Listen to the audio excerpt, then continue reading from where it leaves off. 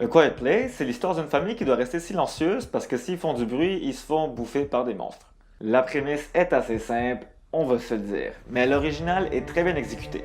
Ça parle de famille, de responsabilité en tant que parent et de survie bien entendu. Avant tout, je dois vous avouer que je suis pas un grand fan de films d'horreur, mais j'aime beaucoup les thrillers, puis ici on est vraiment entre les deux. Est-ce que ça fait peur? Oui. Et croyez-moi, quand vous rentrerez chez vous, vous ne voudrez pas faire un seul bruit non plus. Mais c'est pas des frayeurs cheap.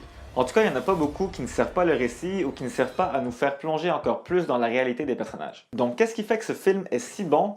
Ben déjà, le casting est incroyable. On dirait que personne d'autre n'aurait pu jouer ces personnages. Et d'ailleurs, respect à John Krasinski, le réalisateur et acteur principal, d'avoir casté une fille qui est réellement sourde dans le rôle de la fille sourde.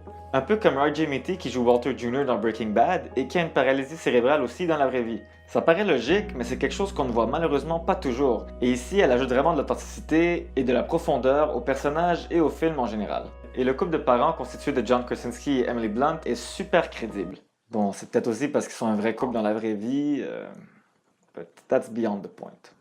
Ensuite, le fait de restreindre les paroles des personnages donne en fait plus de liberté au réalisateur. Ça ouvre des portes et permet de revisiter des situations anodines et des habitudes de vie qui seront ici adaptées à cette nouvelle réalité. Le editing du son et de l'absence de son particulièrement est excellent, spécialement les moments où on focus sur la fille et qu'on nous coupe le son complètement pour vraiment nous mettre dans la peau de ce personnage. L'esthétique de la production est vraiment belle, un peu comme celle de Get Out l'était. On n'est pas dans le film d'horreur cheap ici. Maintenant, on n'a pas vraiment le backstory sur ce qui s'est passé, d'où viennent ces créatures. Mais on n'a pas vraiment besoin, c'est pas ça le but du film. On n'a pas besoin de retourner dans le passé, un peu comme dans I Am Legend et d'autres films de ce genre. Ici, c'est 1h30 d'émotions fortes. En même temps, on voit un peu les inspirations d'autres thrillers du genre. Il m'a un peu fait penser au film de M. Night Shyamalan, spécialement The Village et surtout Signs, où comme ici, on suit une famille un peu isolée durant un événement surnaturel. En plus, tous les deux se passent dans une ferme.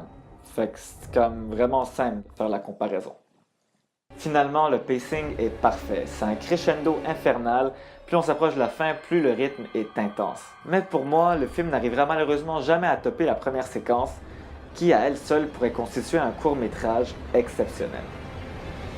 Bon, là c'est le moment où je baisse vos attentes, parce que moi j'en avais des grosses attentes. 8 points sur IMDb et 95% sur Rotten Tomatoes. Bon, même si on sait que ça veut pas dire grand chose. Je suis donc resté un peu sur mon appétit en sortant du cinéma. Parce que malgré tout ça, il est pas parfait. Il y a des petits éléments qui m'ont dérangé. Côté négatif, c'est qu'on nous donne des informations qui nous font vraiment poser des questions sur l'origine de ces monstres, puis aussi sur comment est-ce qu'ils ont survécu jusqu'à aujourd'hui. Mais encore une fois, c'est pas le but du film. Donc, petit conseil pour vous, vous l'apprécierez beaucoup plus si vous n'attendez pas des réponses à ces questions et si vous ne portez pas un trop gros jugement sur les décisions des personnages, juste acceptez-les et tout ira bien. Donc, overall, c'est une expérience cinéma excellente et je vous la recommande fortement. Juste assurez-vous de ne pas acheter de popcorn parce que si vous faites du bruit durant les scènes silencieuses, possible que votre voisin il veuille vous manger. Possible.